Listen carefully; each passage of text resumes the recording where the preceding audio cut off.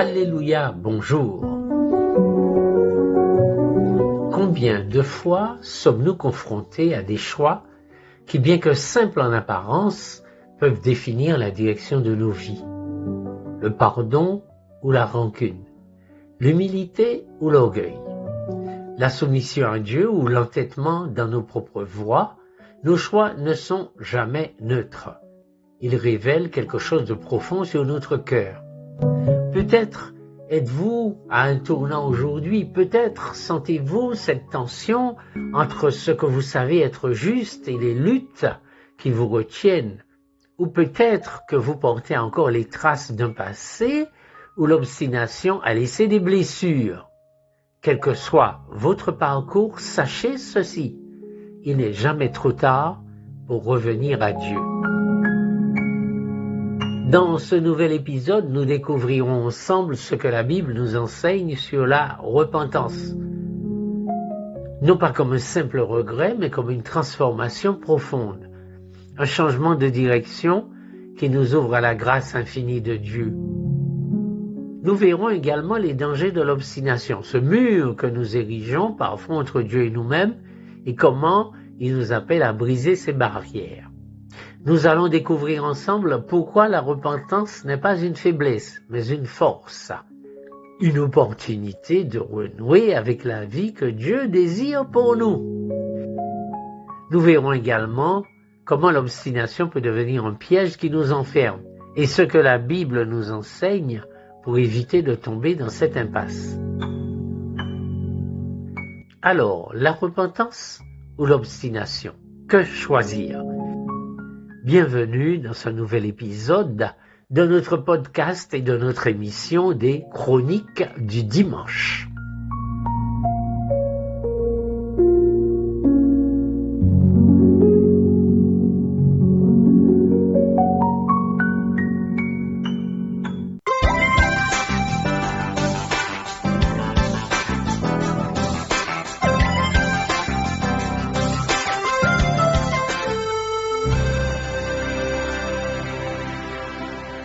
Première partie, la repentance, reconnaître et accueillir l'appel.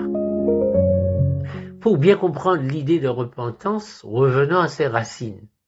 Le mot repentance vient de deux mots grecs, méta, qui signifie changement, et noia, qui signifie entendement.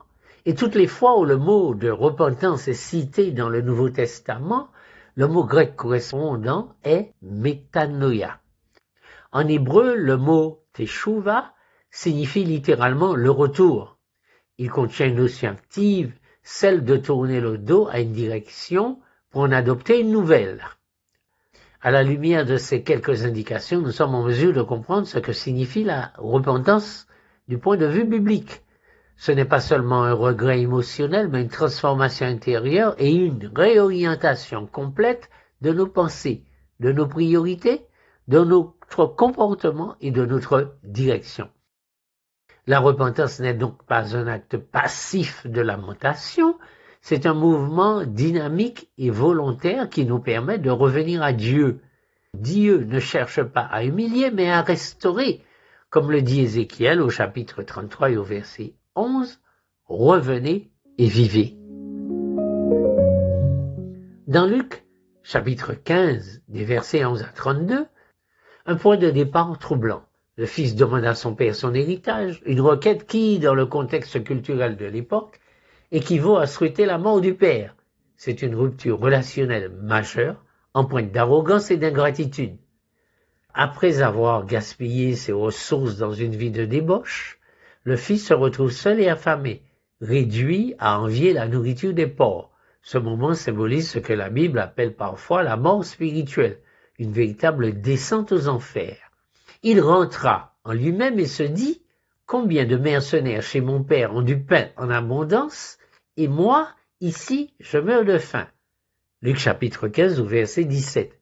Et là, on découvre la lucidité et l'action de ce fils prodigue. Cette entrée en soi-même est le point de départ de la repentance. C'est un moment où la vérité sur sa condition devient évidente. Mais il ne s'arrête pas là, il agit. il décide de revenir non pas avec arrogance, mais avec humilité, reconnaissant qu'il a péché contre le ciel et contre son Père. Ce qui frappe dans ce récit, c'est la réponse du Père. Avant même que le Fils n'arrive, le Père court à sa rencontre. Il ne l'accueille pas comme un serviteur, mais comme un fils, le revêtant de vêtements neufs et organisant une fête à son honneur. Le chemin du fils prodigue peut être mis en parallèle avec celui de David, qui compose le psaume 51 après son fameux péché avec Bathsheba. David, comme le fils prodigue, est confronté à la réalité de ses actes. Son cri de repentance est sincère et profond. « Ô Dieu, crée en moi un cœur pur, renouvelle en moi un esprit bien disposé. » Psaume 51, verset 10. Ici aussi, la repentance n'est pas seulement une reconnaissance du péché, mais une supplication pour une transformation intérieure. Ce que le Fils prodigue expérimente dans l'accueil du Père, David le trouve dans la grâce de Dieu, une restauration totale, une nouvelle chance de marcher dans la lumière. Et vous reconnaissez-vous dans ces récits où un moment de lucidité mène à une transformation? Quels aspects de ces deux histoires vous touchent le plus? Il est important de pratiquer la repentance. Pourquoi est-ce crucial? La repentance nous garde humbles. Elle nous rappelle que nous ne sommes pas parfaits, mais que la grâce de Dieu est suffisante. Elle rétablit aussi la communion avec Dieu. Lorsqu'un mur se dresse entre nous et lui, à cause de nos choix, la repentance le détruit. Chaque fois que nous nous détournons de nos erreurs, nous devenons plus sensibles à la voix de Dieu. Comment pratiquer la repentance au quotidien? Pour cela, il faut prendre un certain temps pour votre examen de conscience, pour votre introspection. Comme le Fils prodigue, nous devons rentrer en nous-mêmes. Cela peut se faire soit dans la prière ou alors dans la méditation. Confesser nos fautes, que ce soit directement à Dieu ou lorsque c'est possible à une personne que nous avons blessée. Et puis surtout, il nous faut agir. La repentance est incomplète sans une action qui reflète ce changement de cœur. Imaginez un arbre malade dont les racines sont infectées. La repentance, c'est comme enlever le bois mort, traiter les racines et permettre à l'arbre de fleurir à nouveau. Cela demande un effort continu, mais les fruits en valent la peine. La repentance est un don. Elle n'est ni une humiliation, ni une punition, mais une invitation divine à revenir à la maison et à retrouver notre véritable identité en Christ. Et vous qui m'écoutez, où en êtes-vous? Avez-vous déjà ressenti le besoin de revenir à Dieu? Quelles actions concrètes pourriez-vous poser pour répondre à cet appel?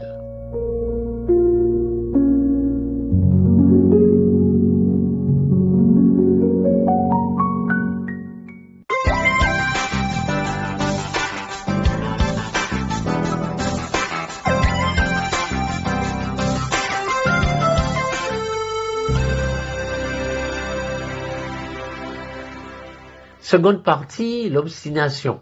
Et pourquoi résistons-nous? Si la repentance est une invitation à revenir vers Dieu, alors pourquoi résistons-nous? Pourquoi préférons-nous nous obstiner dans des chemins qui nous éloignent de sa lumière? Cette question nous invite à examiner ce qui se passe en nos cœurs. Dieu adresse ses paroles percutantes à son peuple. Vous dites, la voix du Seigneur n'est pas droite. Écoutez donc, maison d'Israël, est-ce ma voix qui n'est pas droite? N'est-ce pas plutôt vos voix qui ne sont pas droites? Ézéchiel, chapitre 33, versets 17 à 20. Cet extrait prouve que notre obstination découle souvent d'une méfiance, d'une peur ou d'un refus de voir la réalité en face. Quelles sont les raisons humaines qui forgent notre résistance? L'une des principales raisons de notre obstination est notre désir de contrôle. Nous avons peur de ce que la repentance pourrait exiger de nous. Essentiellement, abandonner des habitudes, changer de comportement ou même reconnaître que nous nous sommes trompés. Cela peut sembler menaçant quand cela implique une perte de la maîtrise. Dans le récit de l'Exode, Pharaon s'obstine malgré les plaies successives infligées à l'Égypte, parce qu'admettre que Dieu est souverain aurait signifié renoncer à son pouvoir absolu. Cette résistance entraîne des conséquences dramatiques pour lui et son peuple. Le livre de l'Exode, des chapitres 7 à 12. Outre l'illusion du contrôle, il y a aussi la peur du changement. Changer est inconfortable. Cela exige de sortir de notre zone de confort, d'affronter nos vulnérabilités et nos faiblesses, ou laisser derrière nous des choses auxquelles nous sommes attachés, même si elles nous font du mal. Par exemple, une personne qui s'accroche à une relation toxique parce qu'elle craint la solitude ou l'incertitude. Cette peur du changement la pousse à rester dans une situation destructrice plutôt que de choisir un chemin de guérison. Et puis il y a l'orgueil et l'entêtement. L'orgueil est une barrière majeure à la repentance. L'orgueil nous pousse à justifier nos actes, à chercher des excuses ou à blâmer les autres. Dans Proverbe chapitre 16 et au verset 18, il est écrit « L'orgueil précède la ruine et l'esprit hautain précède la chute ». Dans le premier livre de Samuel au chapitre 15, Samuel désobéit à Dieu en épargnant ce qu'il devait détruire. Lorsqu'il est confronté à son péché, il tente d'excuser son comportement en accusant le peuple et en rationalisant sa désobéissance. Son orgueil l'empêche de reconnaître pleinement sa faute, son attitude mène à sa déchéance en tant que roi. Quels aspects de ces résistances résonnent avec vos propres expériences? Y a-t-il des situations où l'orgueil ou la peur du changement vous ont éloigné d'un chemin de vie?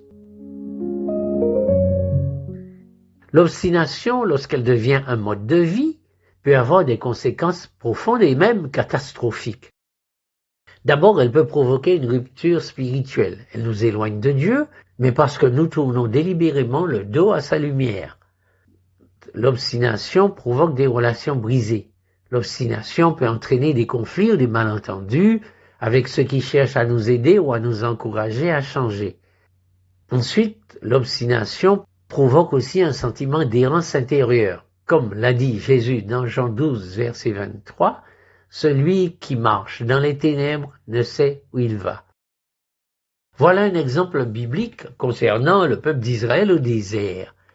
Après avoir quitté l'Égypte, les Israélites s'obstinent à se plaindre et à douter de Dieu malgré ses miracles. Leur obstination les condamne à errer dans le désert pendant 40 ans. Le livre des Nombres, chapitre 14, des versets 26 à 35. Existe-t-il des domaines de votre vie où vous sentez que votre résistance obstinée crée des tensions ou vous prive d'une véritable paix intérieure?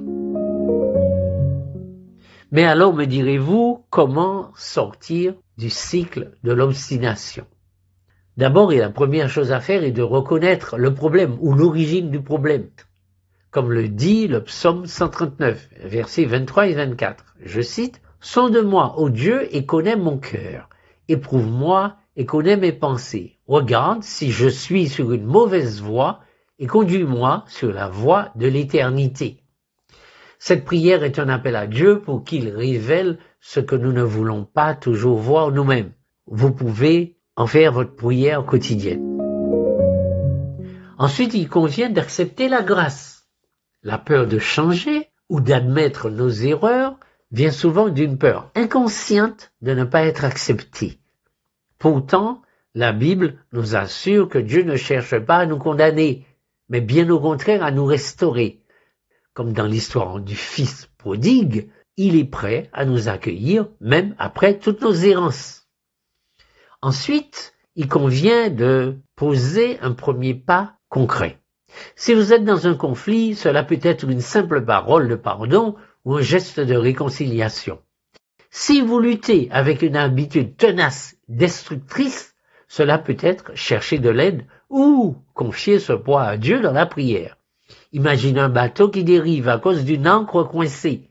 L'obstination, c'est cette ancre. Pour retrouver votre cap, vous devez avoir le courage de remonter l'ancre, même si cela demande un effort. En conclusion de cette seconde partie, nous pouvons dire que l'obstination est un combat commun, mais qu'elle n'est pas une fatalité. À chaque instant, nous avons la possibilité de briser ce cycle et de choisir un chemin de vie. Dieu est patient, mais il nous appelle aussi à agir. Y a-t-il un poids ou une ancre dans votre vie que vous pourriez confier à Dieu aujourd'hui? Que pourriez-vous faire dès maintenant pour commencer à avancer?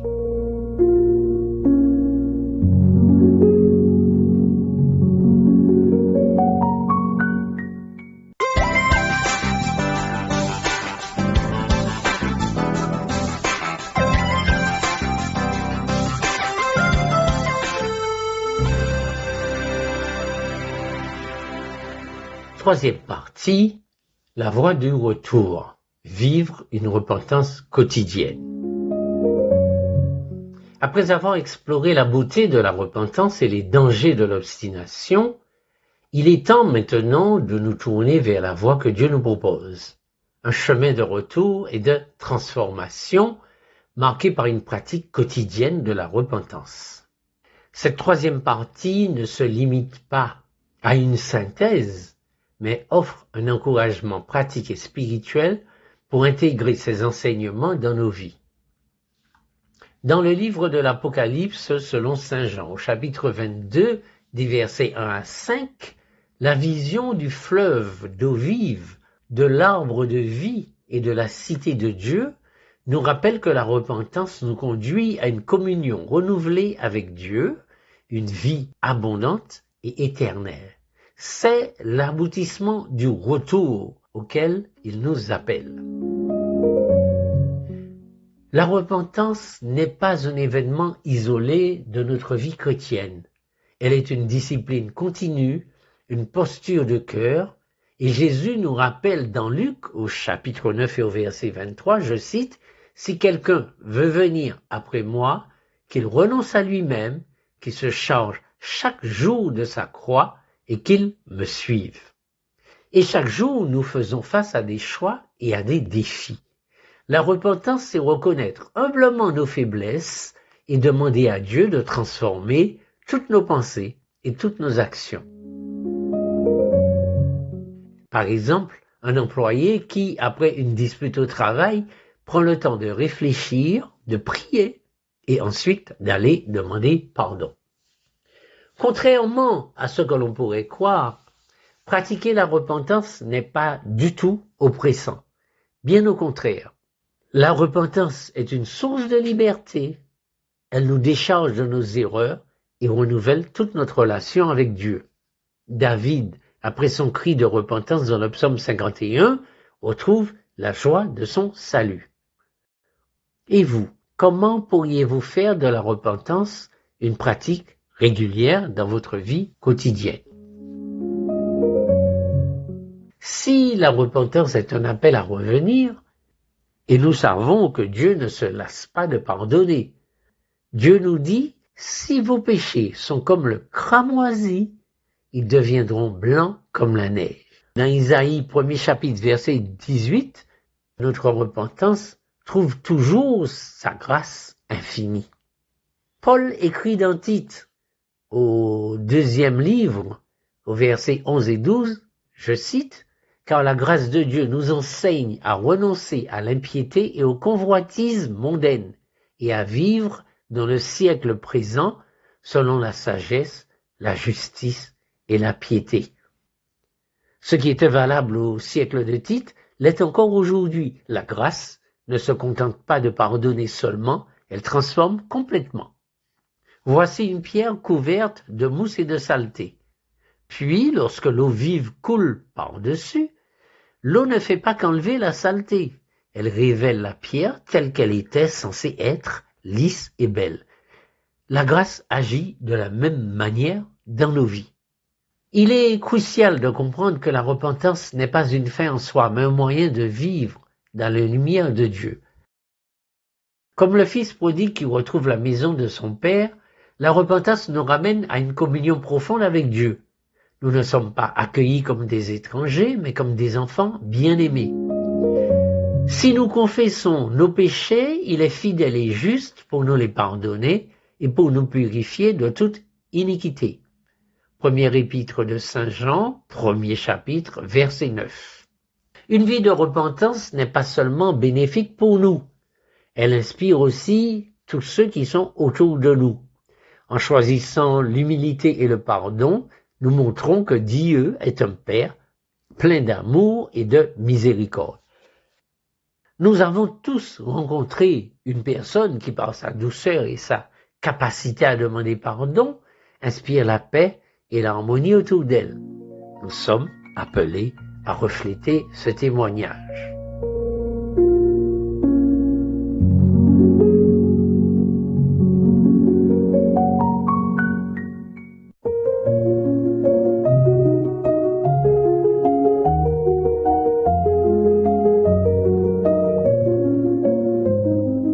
Nous voilà parvenus au terme de cet épisode.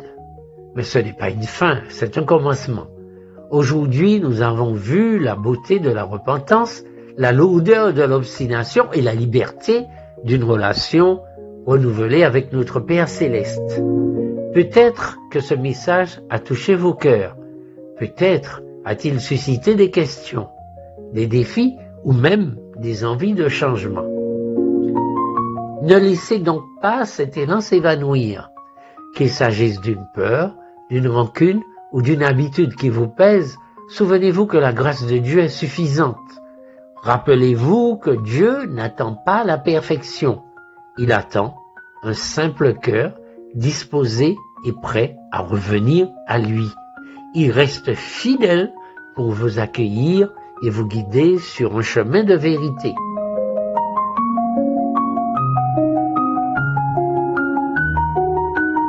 La semaine prochaine, nous aborderons le sujet de la confiance en Dieu. Que faire quand les tempêtes de la vie semblent insurmontables? Comment trouver refuge et paix dans les bras du Père? Comment Dieu transforme nos moments de crise en occasion de croissance spirituelle? Alors ne manquez pas ce rendez-vous à la semaine prochaine pour un nouvel épisode des Chroniques du dimanche. Que la paix de Dieu vous accompagne tout au long de cette semaine.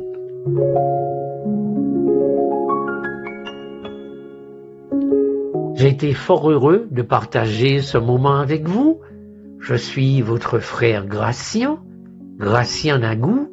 Je vous embrasse et je vous aime. Alléluia.